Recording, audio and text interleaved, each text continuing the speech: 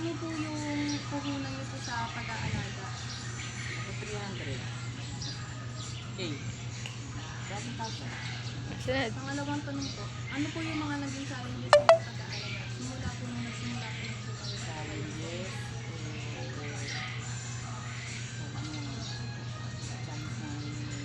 So, paano mag-alaga ng umpisa? So, siyempre, hindi natin alam yung umpisa. Mag-alaga na magpalaki ng pugo. Tapos, challenges mo yung mga paghahanap ng mga pagkain. Yung mga haluin, yung mga raw materials, ganun. Yun lang naman. Yung pangatlo po, ano po yung breed ng hayop na inaalagaan niyo at bakit po yun ang napili ng alagaan? Japanese Shepherd ang lahi ng pugo namin. Eh, kaya lang naisip namin alaga yung mga araw pa kasi mas madali siyang alagaan kasi sa baboy. Mas madali siyang malaki din. Hindi siya risky. Kumbaga, hindi ka mo nga sa baboy. Yung baboy kasi kalaban mo din yung sakit. Although may sakit din naman nagsakasakit ng pugo. Kaya lang, minimal lang. Sipon. Nakamalaki naman. Pang-apat po, ano po yung mga rason nyo para mag-alaga ng ganong hayop? O ano po yung naging motivation nyo or goal para po yung mag-alaga ng hayop? Eh, yun lang kasi yung nato namin na madaling naisip namin negosyo ng araw eh. Pugo. Tapos ang naging motivation namin is, ano lang, parang nung umpisa, konti lang yun eh. Hanggang sa nauso na, madami ng ganap, madami ng nagkaka-interesado. Kaya nag-encourage kami yung palakihin. At the same time, gumawa ng hatchery para kami lang display ng mga sisig sa kanila, ng mga racer. Paano nyo po sila pinapakain? Paano nyo rin ito sinusunod ng mga pagsugan nyo? Eh, siyempre, sa unang-una sa pagkain, yung mga kailangan, yung mga raw materials na bibili mo, yung mga different kasi, ano yan, yung mga, kumbaga parang may mga sistema sila eh. Kumbaga, lahat ng lumating sa yung materials, sinusuri namin isa-isa yun.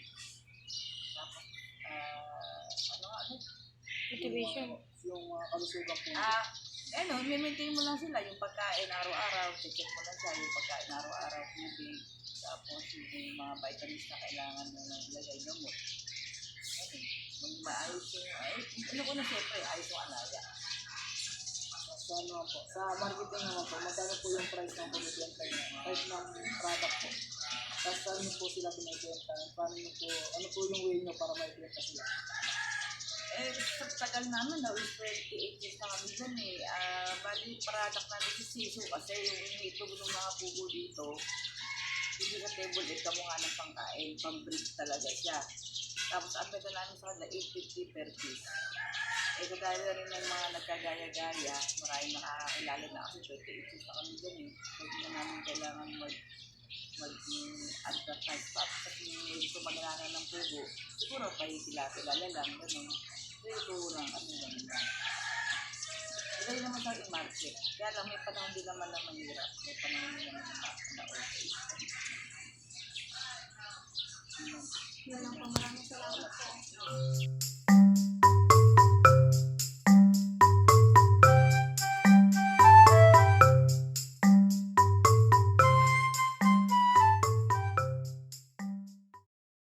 Ako po si Raycely Gonzales ng BSA 1B at kasama ko po si Mrs. Rafaela Gonzales na isang owner ng babuyan dito sa Barangay Kalawakan, DRT, Bulacan. Magkano po ang naging puhunan o income niya sa inyong pag-aalaga? Isang inahindang. Magkano lang ang konti lang ang puhunan kasi siyempre isa lang yung aking inahin. Siguro nakukuha lang ako ng hanggang sa mga anak siya. Siguro nasa 5,000 o bali 10,000 siguro pati kulit. Tapos nung nakita kong kumikita, nagdagdag ako ng inahin, ng gagawing inahin. Bali naging 2, naging 4. Bali nagdagdag ako ng 3 piraso.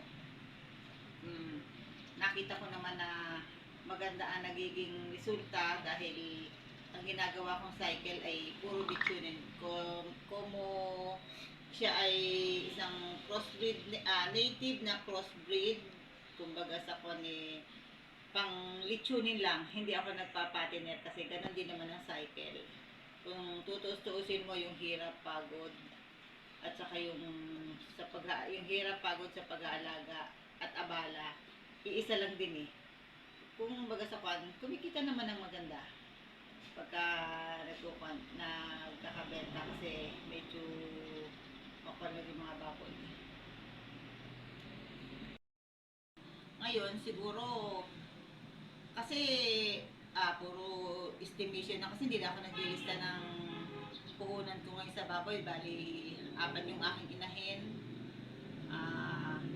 Kasi ang kwan ko ngayon, sa inahin kasi, pagka nag-iinahin na kasi para hindi na, sabi nga nila, hindi naman sobrang tumaba yung kwan, hindi naman kwan. Darak lang ako, pagkatapos, ilalactation ko siya pagdating ng 3 months at 2 days na. Doon lang ako pagka ng anak, lactation, after pag naawat yung bata, yung kulit, magkonti lang ako ng good chow, tapos siguro mamumuhunan ka ng kasi bali a week nakakadalawang sako. Kumbaga sa siguro aabot ng sa a week ko abot ng bali 3,000 ang a week ko sa inahin. Ngayon meron akong 31 kulig na gagawin ko siyang litsunin.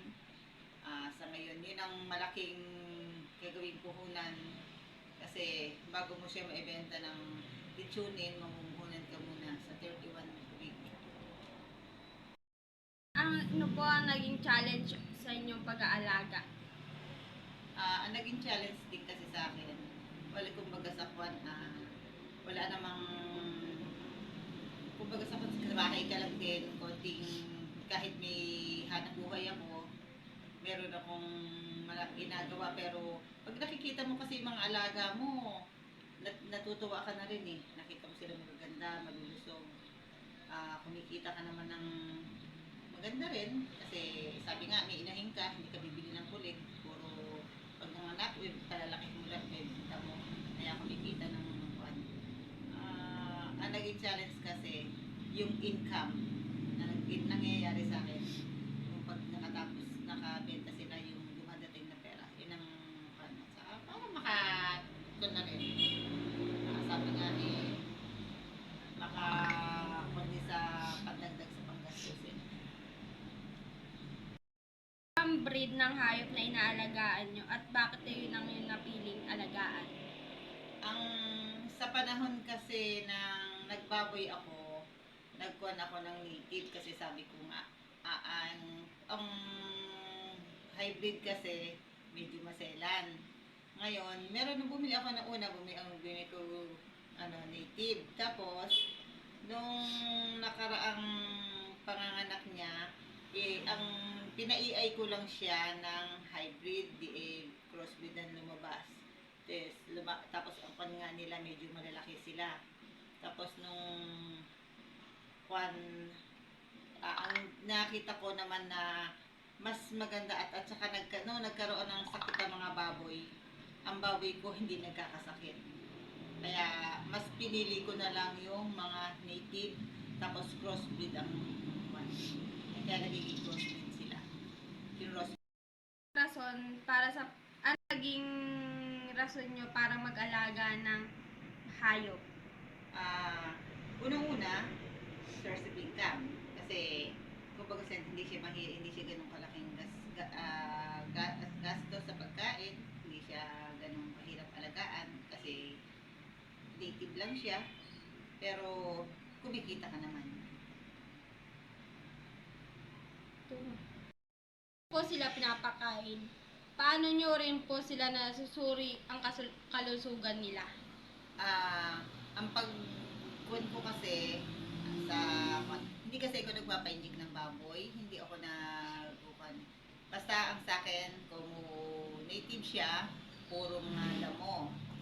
Kasi sabi nga, di ba, mga baboy damo natin, puro damo lang kinakain, pero malakas ang katawan. Hindi sila nagkakasakit.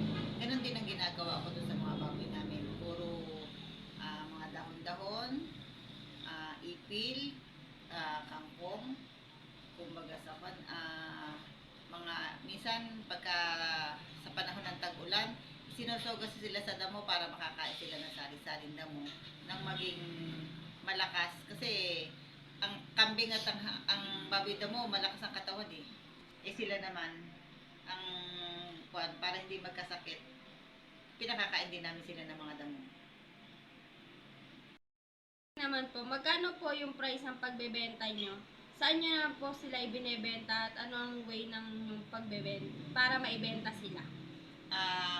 Ang aking mga colleague kasi, pag bagong panganak, 1 buwan at kalahati, awatin ko sila ng 1 buwan at kalahati, may bebenta ko siya ng 3,000. Kasi, kumbaga sa maganda naman yung kanilang katawan, maganda ang malakas na silang kumain, masigla. Pero ang karaniwan kasing benta ko, lechonin. Meron na akong mga contact buyer kasi sabi nga, hindi naman na pa-isa-isa o padala-dalawa nagiging benta ko. Kaya meron na akong 3 buyer na kinokontak pag meron akong pwedeng ibenta.